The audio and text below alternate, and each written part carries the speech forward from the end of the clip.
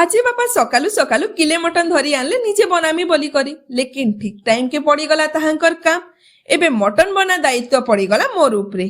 Time कम Kenta करसी mutton है जोरो बोटो करी भी नहीं हुए। इयाडे सियाडे नहीं भाभी करी सीधा लागी पड़ली 40 नु 45 मिनिट रो कम टाइम ने बनी जाउथिबार बेस्ट वाला मटन करी।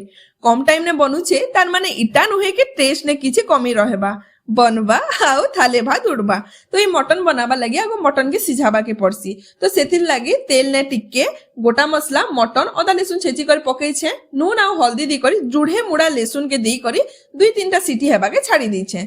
से भितरे काना करमा के कढ़ई ने टिके तेल बसामा सोरसो तेल जीरा टिके फुटे दमा लंबा लंबा काटला प्याज देला ताके टिके भाजला परे माँ गुड़ी मसला रेडी करछन जेन कि अदा लेसुन प्याज धनिया जीरा के बाटी छन ताके देला परे हल्दी मिर्चा और कश्मीरी मिर्चा पाउडर दी करी बढ़िया करी मसला के कसी नमा।